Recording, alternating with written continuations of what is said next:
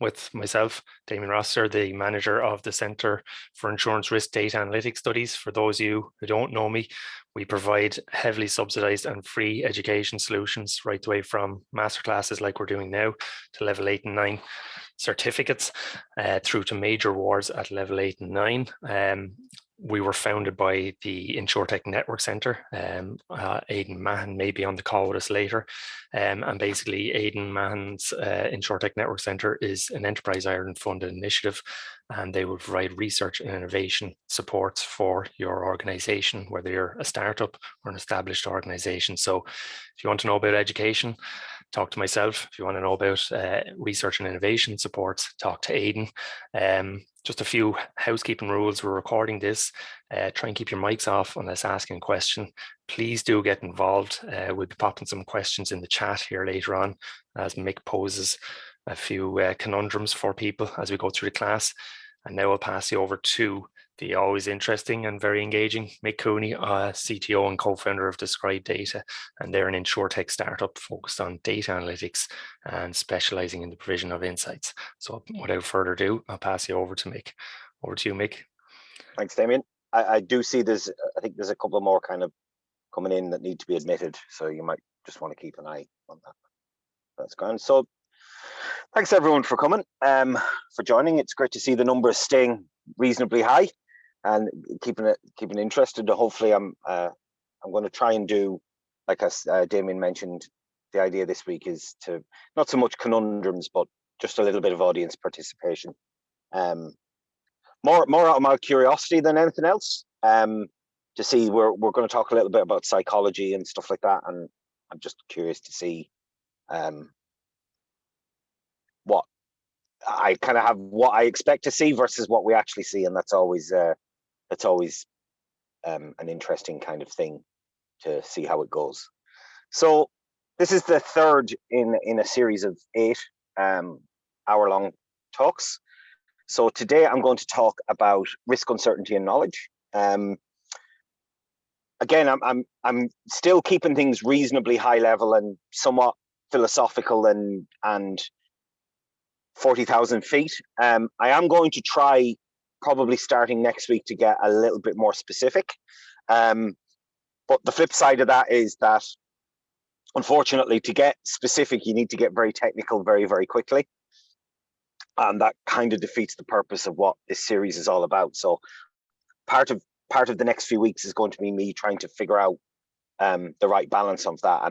And I guess just as a personal request, if you have any thoughts on that, or if there's things you would like me to talk about at like longer, or if I'm getting too technical or I'm staying too high level, like, this is all very well and good, Mick, but how do I use this in practice? That kind of thing. Please do get in touch, either myself, Damien, Aidan, any of them. Just like happy to get your feedback. Before we start, actually, I am going, on that note, it's not so much an assignment or anything, but one thing I'm going to suggest people do as an exercise, if they're finding this stuff interesting, is, and this isn't an assignment that's going to be corrected or anything, it's purely like an internal exercise for everyone attending. What I think might be useful, if you thought about the idea for a data project that you might like to pursue internally in your organization. Now, that doesn't have to be everyone comes up with their own idea. If there's people from the same organization and want to put their heads together and come up with that. Now, it doesn't have to be particularly detailed or anything like that, but I think the best way to kind of learn this is by doing it. And while I can kind of stand here or sit here and pontificate at length on Zoom about, various philosophical implications of, quantifying uncertainty, ultimately, at the end of the day, what boils down is shifting the needle internally in a business in some fashion, be it through a better quantification of risk or the improved automation of internal processes, or whatever it might be that you kind of, the use of data will help for. And a couple of reasons to suggest this. Again, I'm not trying to give you homework, because I always hated homework when I was doing stuff too, and I'm not in primary school anymore.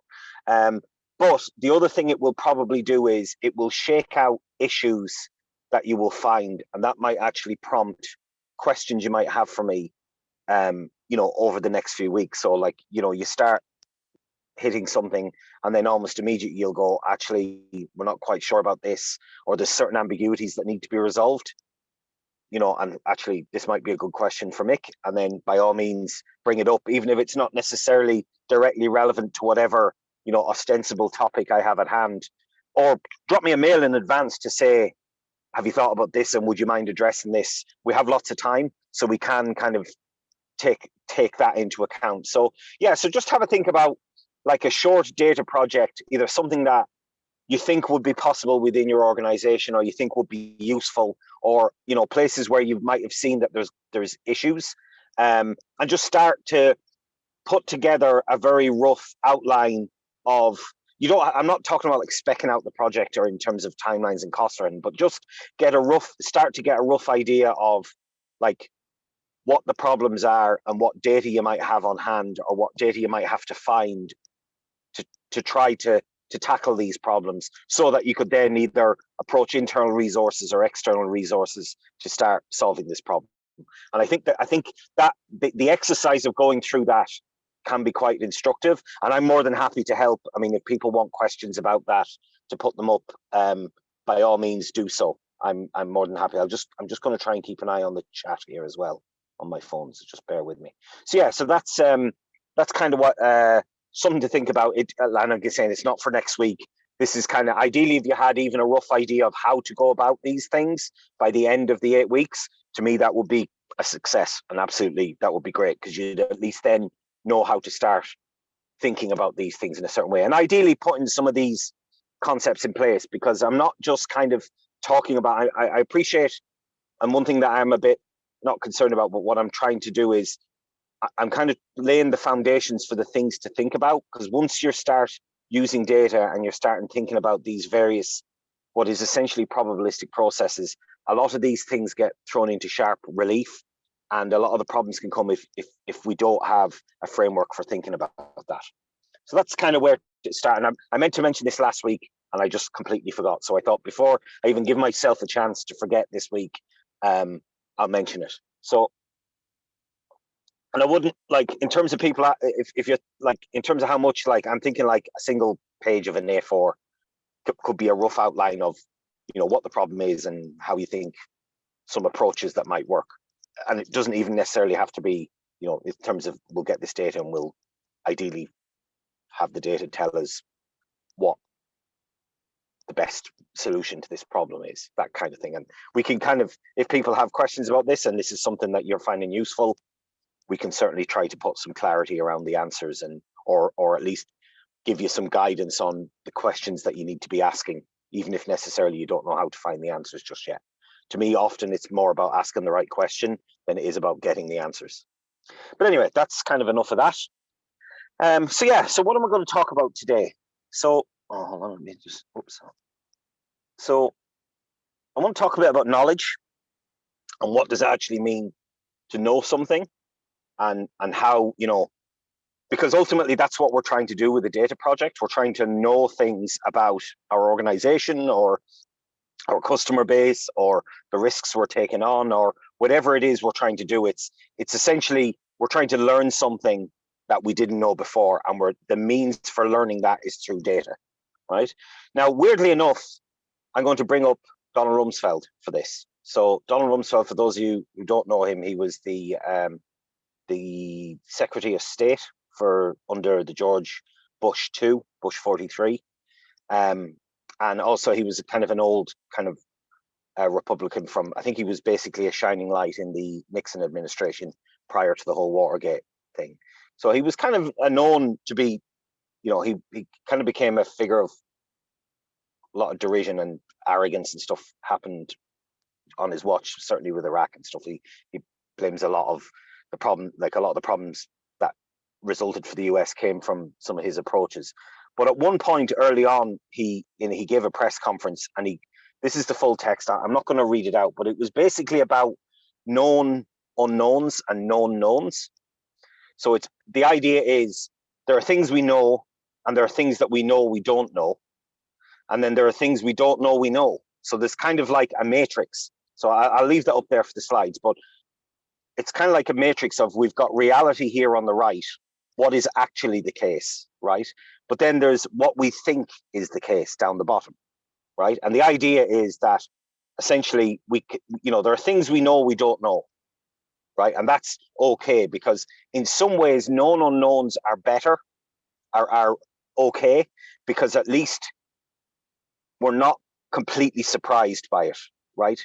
The point he was making, there are things we don't know, and we don't know them. And this was why he became a figure of fun, because it kind of was a mangling of the language.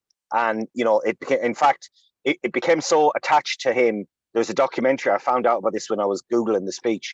There's a documentary about Rumsfeld from 2013, and it's called The Known Unknowns. And that's what they titled the documentary after that speech. But it's somewhat unfortunate, because when you actually look at it, everything he says is quite true, especially the last bit, that it's the latter category that tends to be very difficult. It's very hard to do something about something that you don't even know exists or is potentially a problem.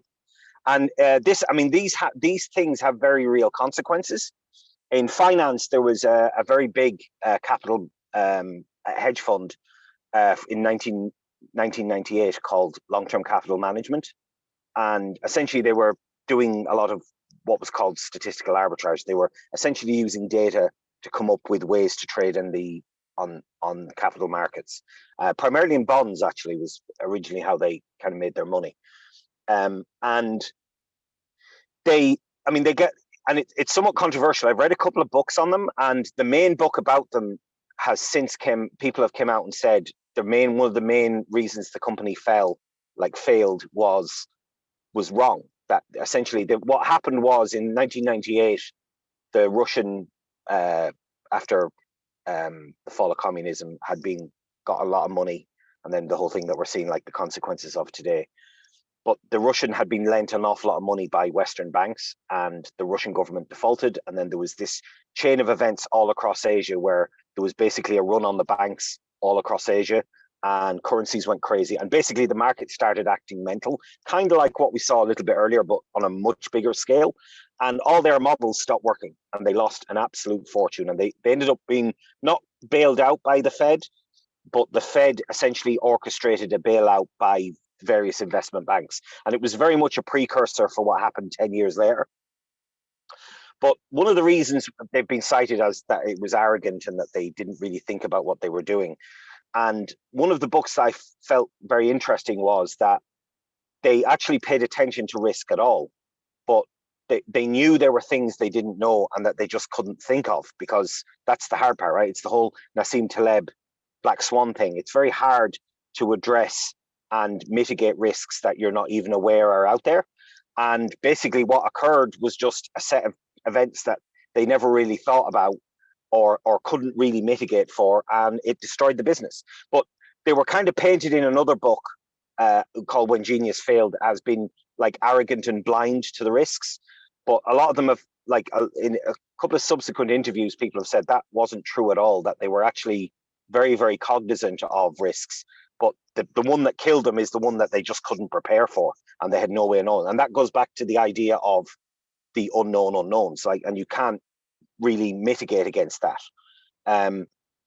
But there's also Mark Twain, who was a great one. And then again, to quote The Big Short, it ain't what you don't know that gets you into trouble, is the old thing.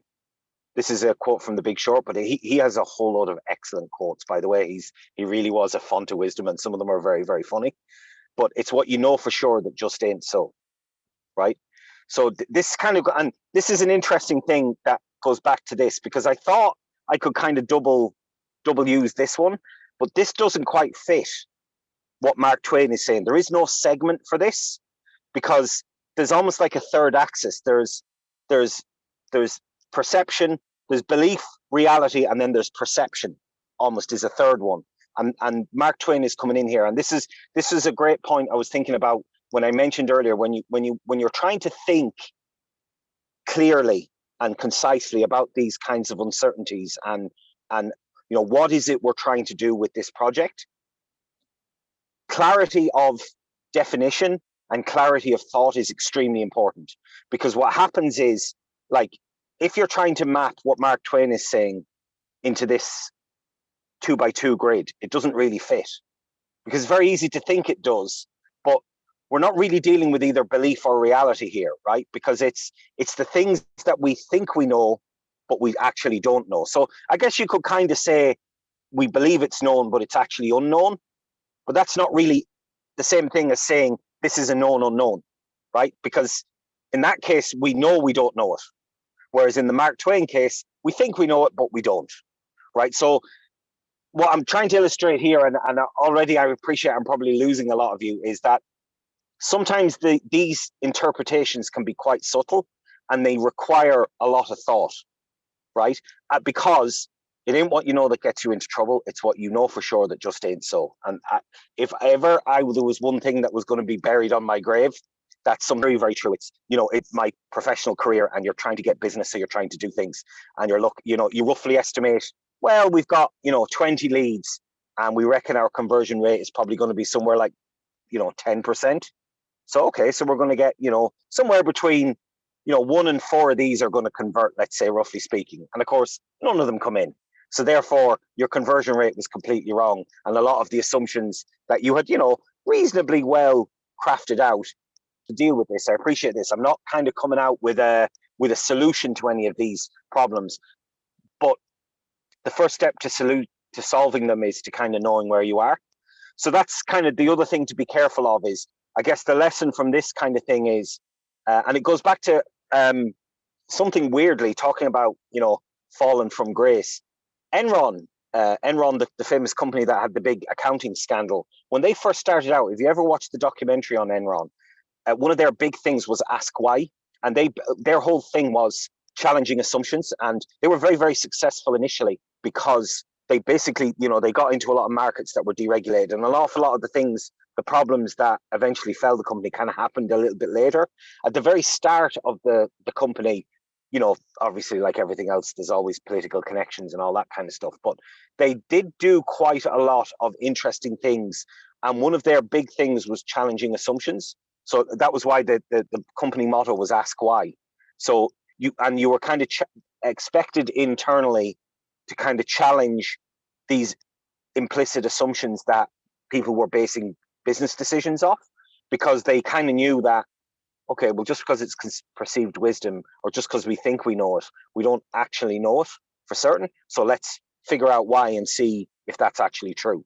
Now, of course, later on, they're not necessarily good role models, but I've always thought that was quite an interesting thing. And it was kind of, the documentary is just incredible, and the sociopathic nature of senior management in terms of, persuading all their staff to invest in their 401ks, even though they know the company was about to go bust. There's all this kind of stuff is just mind-boggling. But I always thought there was that one bit at the end, at the very start of the company, I thought, actually, I know everything else is kind of nonsense, but there's definitely something to that idea that they had at the start.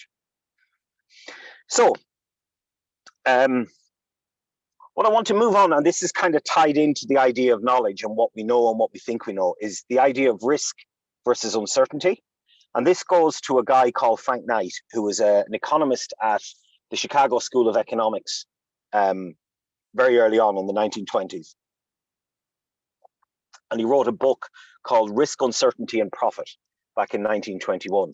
And he was the first guy to kind of draw a distinction between the concept of risk and the concept of uncertainty in an economic setting.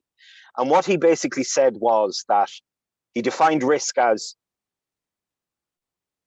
a lack of knowledge that was quantifiable. So you had quantifiable randomness, and you could solve that using, fairly standard statistical and probability theory type questions that had been developed or were in the process of being developed in the late 19th century, early 20th century. So, things like a casino. If you're in a casino, you have risks there, but they're very quantifiable risks. You can map out the probability and the expected losses of, a gambler playing on a casino and making money. And so as a result, on busy weekends, you can actually do, sometimes it takes fancy mathematics to do a good job of it, but at least conceptually, you can do a fairly accurate, or what I would call logically coherent approach to answering questions like, how much money do we need to hold in this casino to cover our cash outflows on a big fight weekend, like Ocean's 11 style, right? You can start to answer those questions because these are very kind of, in some ways, they're almost like textbook probability theory questions that you can put hard numbers on, you can quantify them. And it's not to say that you're guaranteeing outcomes by any means. In a casino, no one does that. There's always a chance some high roller is going to come in and, it almost happened to Donald Trump, right? If someone keeps winning, then, and you don't have the money, you end up running out of it, right? So you're not guaranteeing, you're not minimizing any randomness here, but you are putting kind of bounds on it. And you can start, thinking poker would be another similar idea in terms of pot odds and stuff like that. So things where there are very clearly defined probabilities to things. He put that in many ways. Financial risk is as well. Like when you have a rough idea of how stock markets move or how bond markets are going to move, you can, okay, you're going to have greater bounds of uncertainty, but at least conceptually those things aren't like totally nebulous, right? We can put a very hard kind of bounds on them. We can quantify them. We can manage them, right? And that was what he called risk. But he also said there's a much broader category of like randomness / lack of knowledge, which is uncertainty. And that was what he called uncertainty. And it's not a quantifiable knowledge. And it kind of represents a fundamental ignorance about the way of the world, right? So, and that was basically, he said, where entrepreneurs come in. That was kind of how he tied it into economics. He said essentially that entrepreneurship and businesses, they make their money because they manage the uncertainty. And it's come to be known as Knightian uncertainty as a result. And it's essentially, the idea is it's uncertainty that we have to manage and deal with and is very real in the world, but it's not necessarily something we can properly quantify, right? At least not in a way that is, you could create a model of it, right? So you could kind of model reality and then model this uncertainty and try and put, quantitative things around it. But you're always going to have this fundamental mismatch between what your model says versus what's actually being represented in reality, right? And that's never, and in some ways, trying to quantify that can be very, very dangerous, because what tends to happen is when we start building models or start building, quantifying assumptions to conduct business or to make decision making, we often ignore the fact that it's a less than ideal representation of reality.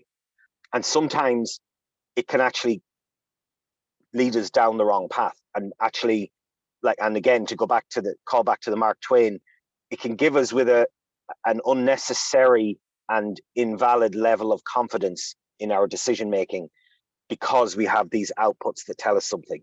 So we could say, yeah, well, okay, we know this is quite random, so the true answer is somewhere between here and here, but actually it might be way over there. But because our model says here, we make our decisions, we're willing to accept a reasonably large amount of randomness, right? But we haven't really accounted for very, very important fundamental things that are crucial. So there was an old saying and I think I brought up Vietnam last week.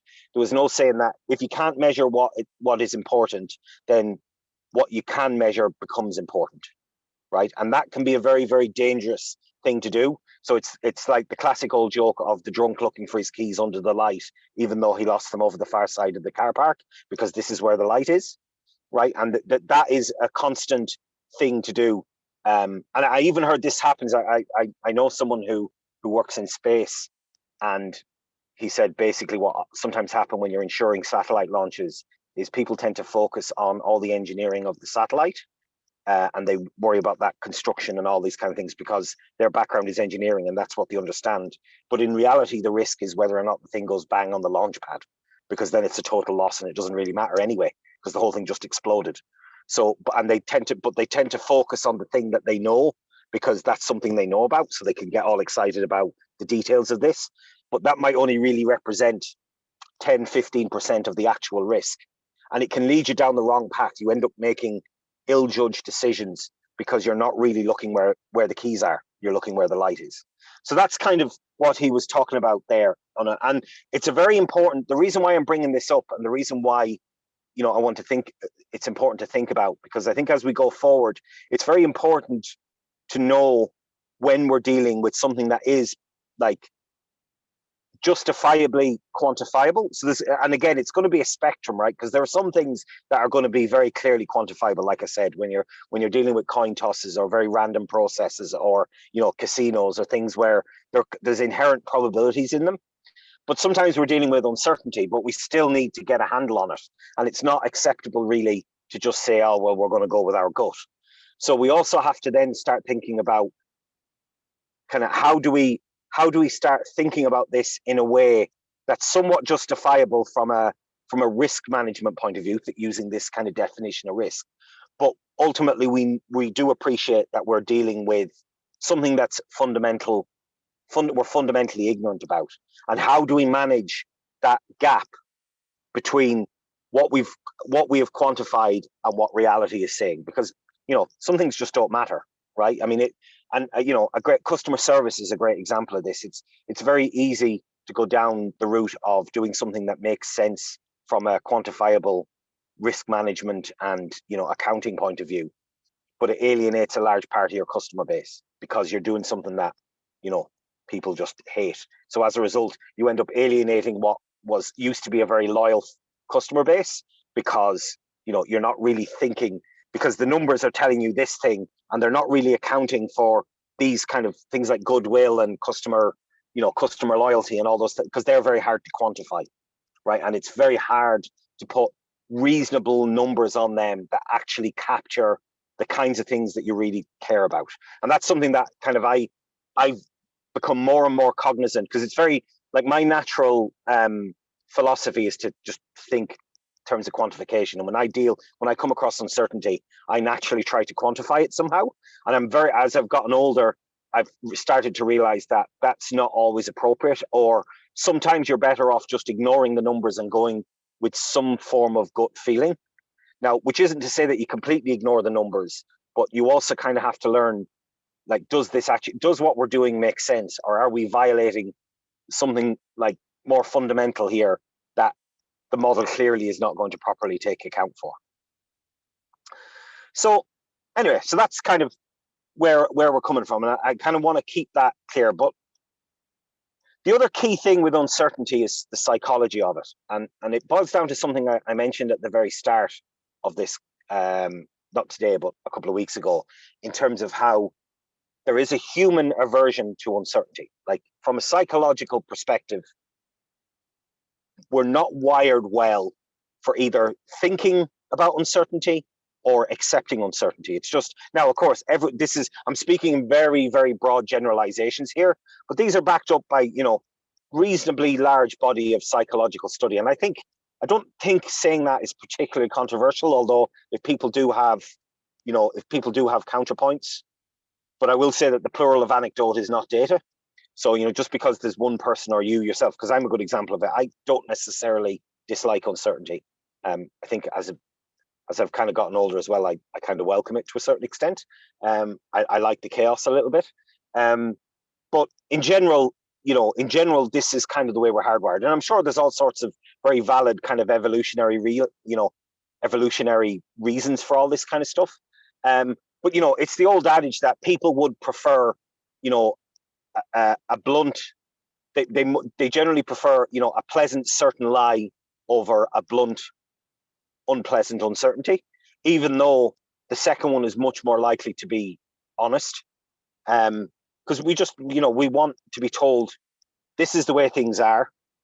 All this uncertainty stuff, I've gotten rid of all of that, and the answer is 7, right? And we don't want to hear that actually it's somewhere from 1 to 53, right? We want to know, no, don't want to hear that. Far too wide. Can't do anything with 1 to 53. However, I can do something with 7. So I'm going to listen to 7, right? And just to show that, there is a thing called the Ellsberg Paradox, and this is where kind of the audience participation comes in. So there's a couple of different examples of this. And basically, all I really want to do is just in the chat, I just want what your preference would be. So there's 2 jars, right? And in one jar, there are 50 red balls and 50 black balls. And in the other jar, there are 100 balls with an unknown distribution of red and black, right? So in jar A, we've got 50-50, and in jar B, we don't really know. We just know there's 100 balls, and we know all of them are colored either red or black, right? And let's say you've won a prize, and you can choose either from the left jar, as in the one with 50-50. From the left jar, you can choose either the red or the black, right? 1R or 1B. So whatever, Damien, will you just keep an eye out for this? Just to eyeball it, I don't need exact numbers here. Can people tell me which they choose, please? And just say, so let's say you're at a fairground attraction and you've shot something and you've got a prize and it's 100 quid, which is, a lot bigger for a fairground, right? But you've got this choice, you can choose either red or black, but you've got to choose, and from jar 1, and do you want to go with red or do you want to go with black? And can people just roughly choose there? Don't need any answer, don't need any justification. You just have a choice, right?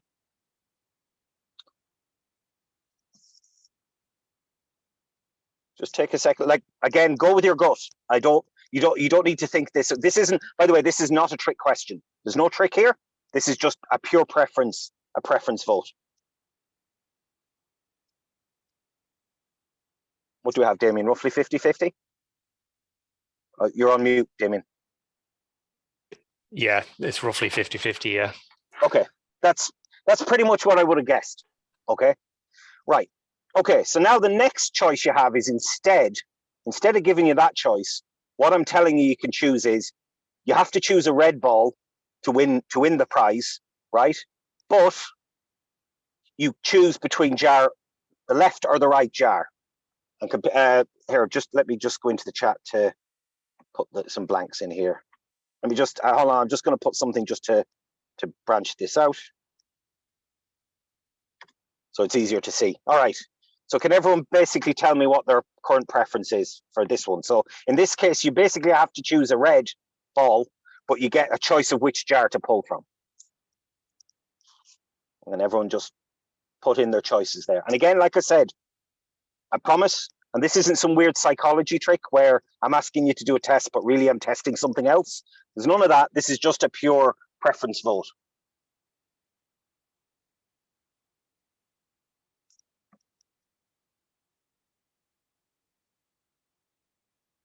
And what's the on that, Damien, roughly? I'm going to guess, I haven't looked, but I'm going to guess almost everyone goes for the left jar A.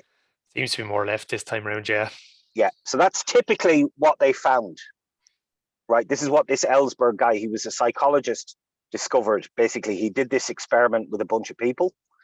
And essentially what happens is, from a psychological point of view, from a statistical point of view, there is no real difference between jar A and jar B, left and right, because under uncertainty, we have no idea what the probability of getting a red jar is. So the way you kind of do it is you have to look through every single possibility of combinations of red and black. And when you average it all out, it basically averages out to 50. Now, what will happen though is you'll have slightly more uncertainty. You have a lot more uncertainty around the probability, whereas it's 0.5 on the left one. But when people do this experiment, they almost always will go for the left jar, because they know that I have a 50% chance of getting the right thing, but I have no idea what my chance is on the right. So they just kind of go, I can't properly quantify the probability of getting the right thing. I should stop using the word. I cannot properly quantify the probability of drawing a red ball from the right jar. So therefore, I'm not going to choose that one. I'm going to choose the one from the left jar. Now, bear in mind as well, because we don't really think this way, it's entirely possible there's 100 balls on the right. That is as likely as 50-50, but it's also possible that there's no red in the jar, right? So we have that whole spectrum of possibilities that go there, but people will almost always try to minimize the uncertainty when they make these kinds of decisions. Now, there is a way. Now, I'm saying that in a very broad sense. There is another thing which kind of dials with the Kahneman and Tversky thing of framing and loss aversion and all that kind of stuff. So you also have this. I'm not really going to get into that because that's a slightly different topic, although we will probably deal with it in the next week or two. Oops, hold on. What happened there? when you frame things as gains versus framing things as losses, people tend to make opposite decisions, even though nothing fundamentally has changed about the question. So people, if you frame something as, if you do this, then you're fine, and if you do this other thing, then you might lose 10 quid, whereas the other way is, I'm giving you money, but you've got to give me 90 back, or whatever way you phrase it. So when you phrase things as a loss, they will try to minimize the likelihood of a loss, and they maximize the likelihood of a gain, even if the ultimate outcome is the exact same, no matter, you're just framing it in a different way. So that's a slightly different thing. And I'm not doing any of that. That's why I'm kind of phrasing this as you've won a prize and you're gaining money, right? So the other one to think about is a single jar, right? So in this one, there's 90 balls in one jar, right? And we have 30 red balls, and then there's another 60 balls that are an unknown combination of yellow and black, right? And the question here is, you have a choice. You can choose a red ball and gain 100 if you do, or you can choose a black ball and gain 100 if you do that. Otherwise, you get nothing. I should have said that the first time. So if you just hold off for a second there, and I will just put in my, so it's easier to see what people are voting on. So yeah, can people just tell me what they would prefer on that one?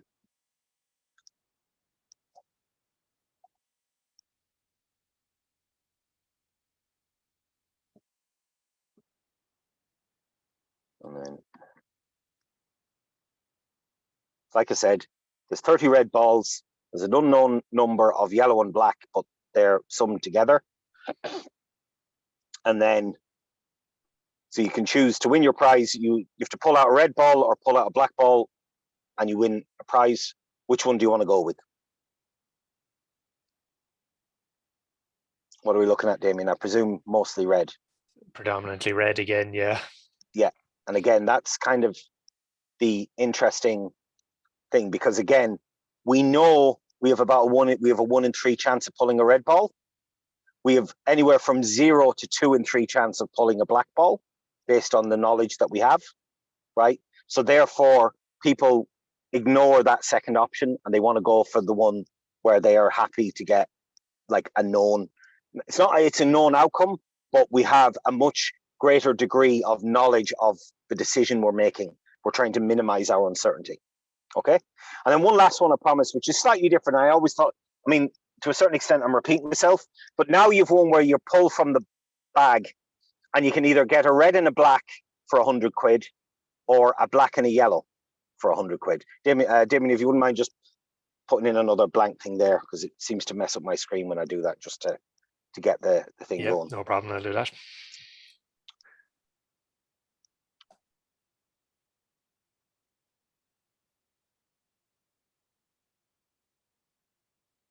So in this case, we do kind of have partial knowledge, right? Because we know there's 30 red balls. So I don't know how, are many people voted? Sorry, I can't quite see the chat here, Damien. So do we have a bunch of votes, or are people thinking about it? Yeah, they're voting away, yeah. Yeah, and which way is it going? It seems pretty evenly split, I have to say, okay, thus far. Interesting. That's so. The reason why this is an interesting one, what typically happens here is people tend to go from the red and the black. So even though they can't fully minimize, even though they can't eliminate their uncertainty in terms of the likelihoods, they can partially mitigate it by choosing the red and black, because at least we know there's 30 balls there. However, with the black and yellow, we get 100, right? But the black and yellow is actually more likely, because there's 2/3 of them are black and yellow, right? But people still don't really like the idea of not having any idea what they are.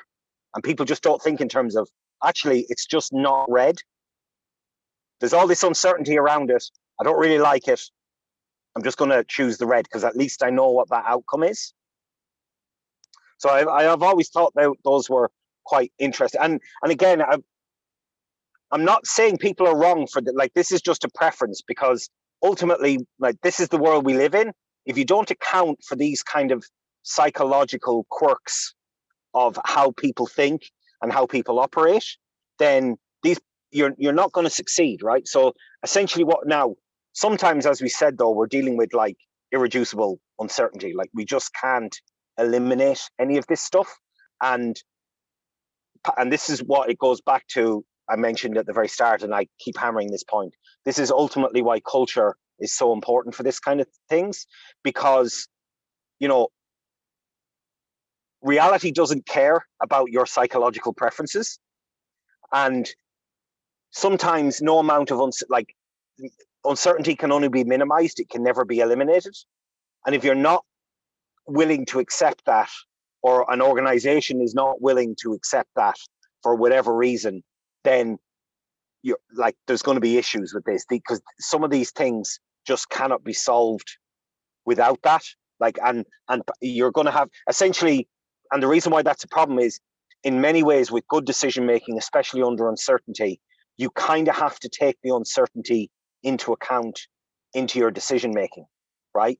So, you know, sometimes it's probably better to take the less optimal option that has a narrower range of uncertainties, and that is a better outcome, because, you know, you're not putting the company at risk, for example. Whereas if you've got this very, very wide set of uncertainties, then, you know, and you don't necessarily know whereabouts on the spectrum it's likely to fall, because it does, just because it's this wide doesn't even mean that it's symmetric or uniform across that whole area. It could, most of the likelihood could be in here, but then there's these big long tails each side.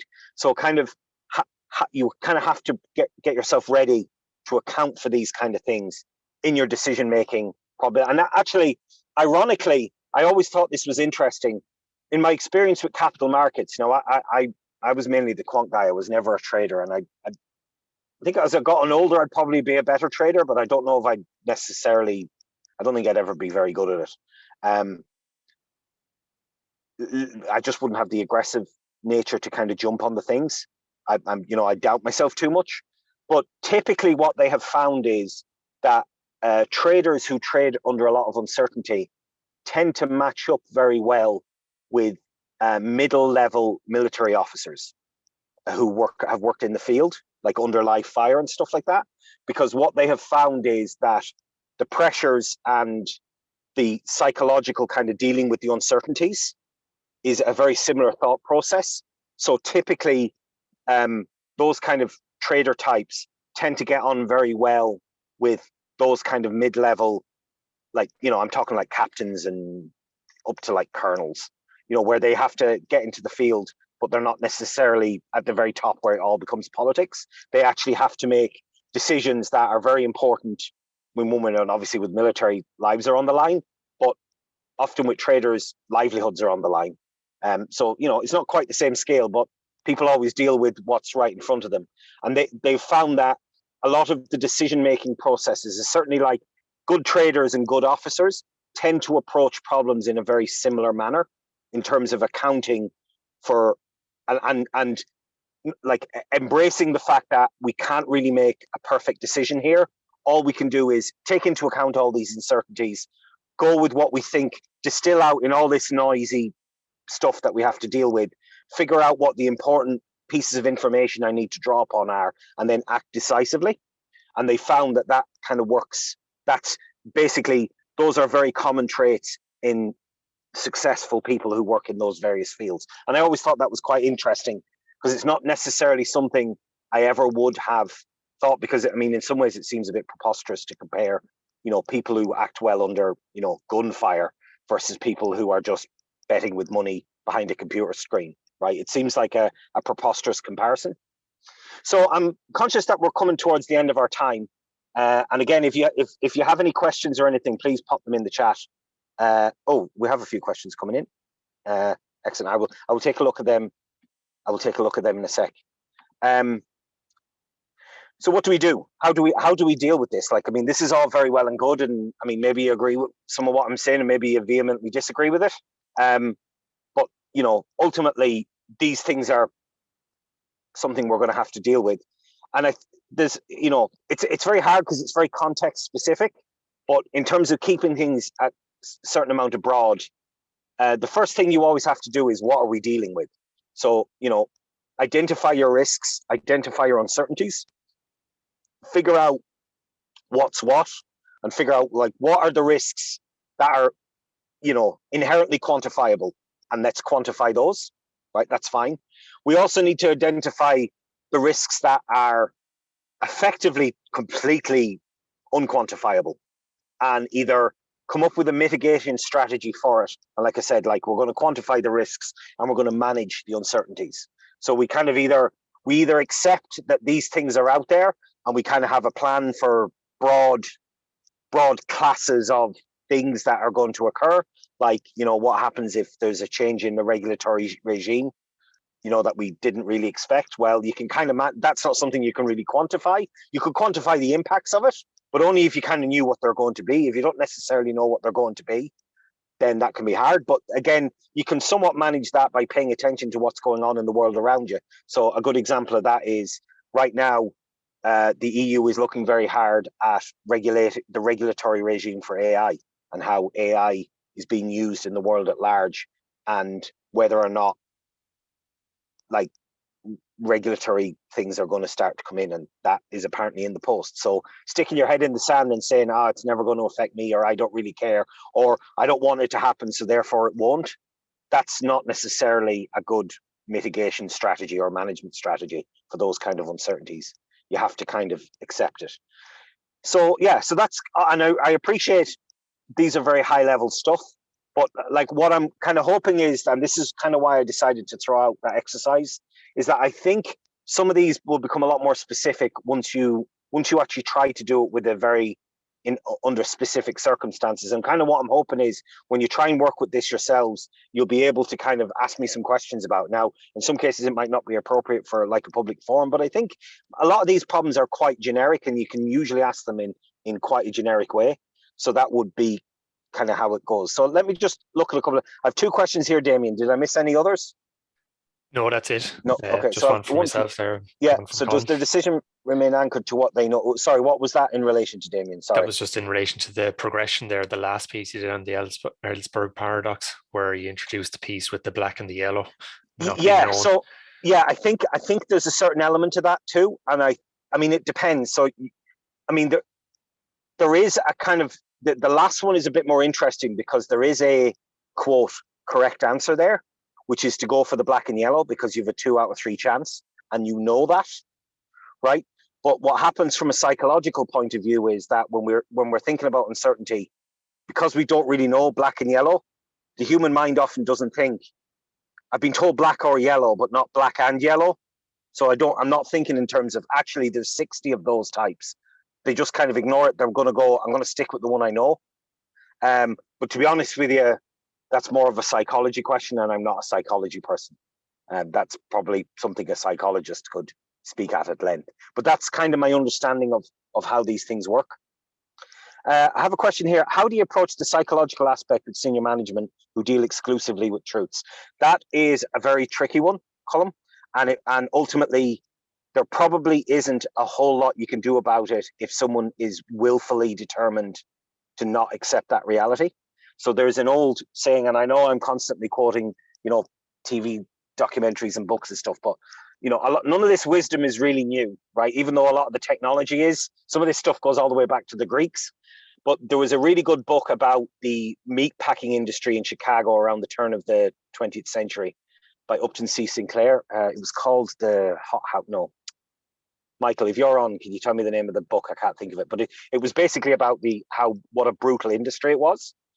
But the famous quote from it was that it's very hard, and of course it's a man because it was 1900s, but it's very difficult to explain a man something when his income depends on him not understanding it, right?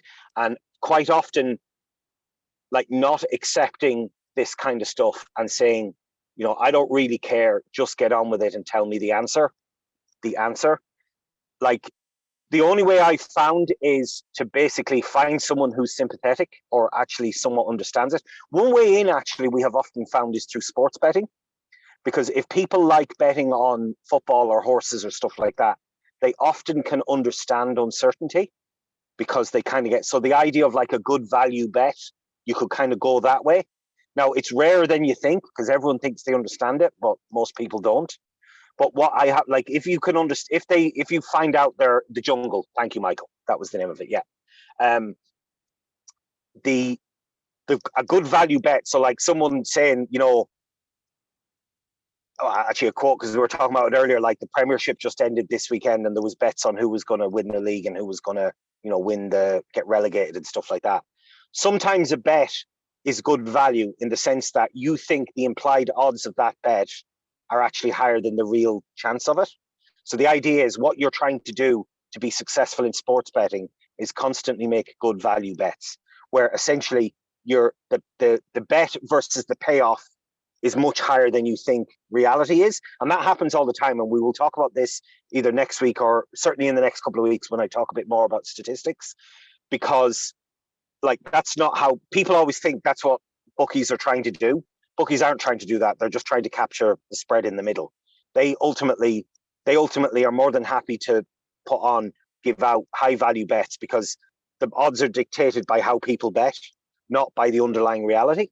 So quite often that's why people can make money in sports betting, because they're identifying these misprices in that.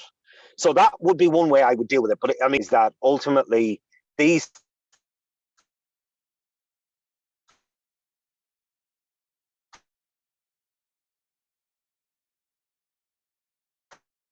things, if you're trying to